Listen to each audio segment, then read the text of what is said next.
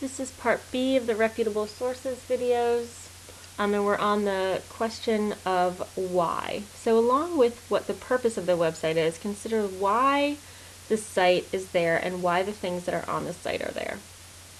So for example, if the information, ask yourself, is the information biased or does it push a specific perspective? Like the focus example from the last page, you want to make sure it's not being sponsored by a person or a group with a specific agenda. Also, consider if the site contains a lot of advertising, and if there are ads, is there any conflict of interest between them and the content? Often the intended audience will influence the ads on the page, but sometimes the ads let you know who is financially backing the page and influencing the information on it. For example, if the site is about how dangerous Chicken McNuggets are and the ads on the page are from PETA or a vegetarian organization, then you may want to question how true or accurate the information on the page truly is. Another thing to be careful of are what are called parody sites, which are those that are meant to look real but are really for humor or to make fun of real sites. So we're going to look at two news sites, and hopefully you can tell me which one is the reputable source and which one is the parody site. So here we have what's called The Onion. It says it's America's finest news source. And if you look down, it kind of looks like an actual news source. There's a weather option up here, different categories of news that you could look at. There is up-to-date information. This is about the Republican convention, which when I'm showing this and recording this was the day before. Again, another one about the convention. But if you look a little closer, you'll see that some of the information is a little bit weird. And we'll get to that in just a second. Here's the second site, MSN. Same sort of setup, different categories of information at the top.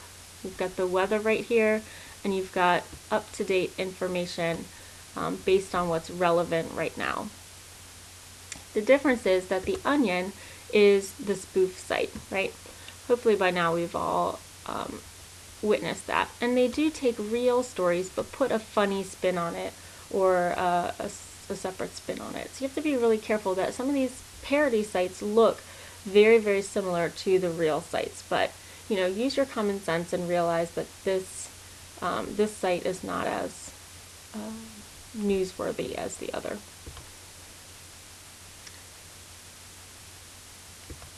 Alright, finally, you should ask the question when.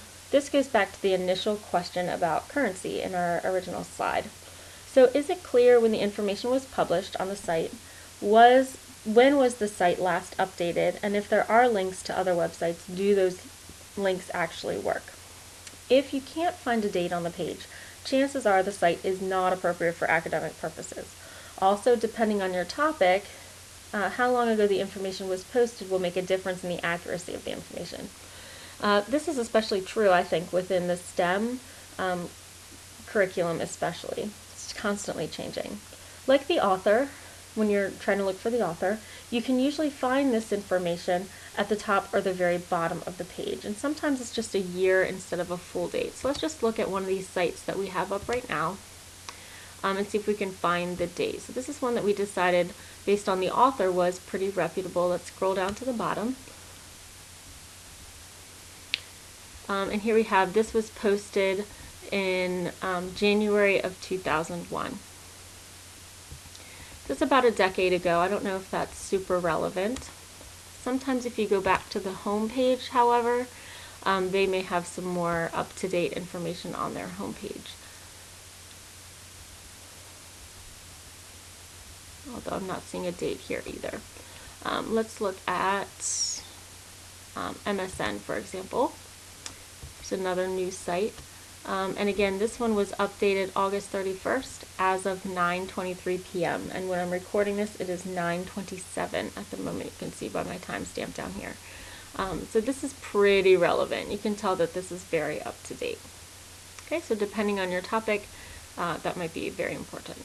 This one was at the top. Again, you can sometimes find the information at the very bottom. Here's a copyright date 2012, copyright date at the bottom too.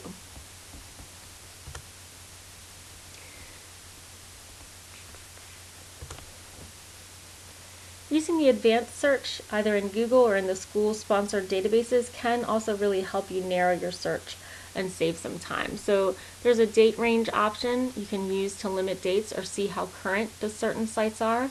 It'll help you if you're looking for, especially in history, if you just want things that were published in a certain time period, or you're trying to find something that was about a certain time period, you can check the date range. You could use an exact phrase. If you put quotes around a group of words, and then use what are called the Boolean cues like and or, it'll narrow down the choices that pop up from Google as well, or from the database. It'll just search for those groups of words together.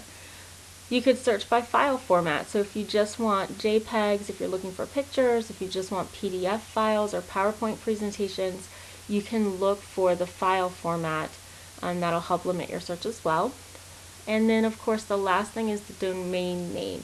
And this one's important, and you want to look for reputable sites, especially those with the domain names of edu, .org, or .gov. These have to be, in order to get that site, you have to have certain criteria already and be sort of reputable.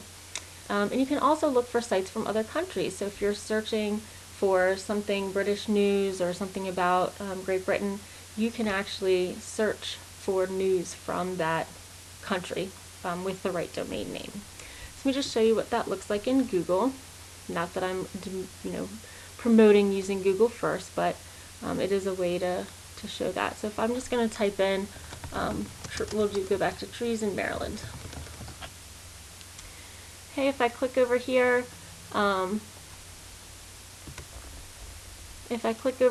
this is going to give me the advanced search options. I'm just going to pull it up so I can search for exact words or phrases. This is where I want to put in those quotes. I want to preserving trees and Maryland. That's what I want to search for. Any of these words, none of these words, you can eliminate them.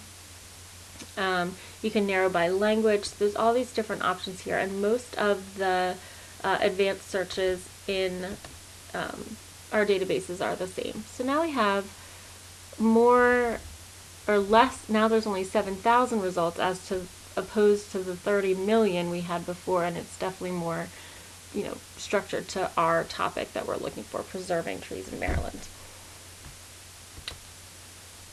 So just some final thoughts. Always, always, always use the databases provided by your teacher or school first. They're already approved and reputable sources. Some of the things above you still need to keep in mind, though, as you're researching. So especially the questions about whether the source is relevant or appropriate to what your purpose or what your paper is about. And what this boils down to is to be a picky searcher. It may take a little bit longer to remind yourself of these tactics while you're looking at sites, but it's better to keep these things in mind instead of using like Polly Pineapple's 8th grade project as a source in your academic paper. So I hope that these suggestions help you in your searching throughout your academic career. Talk to you later.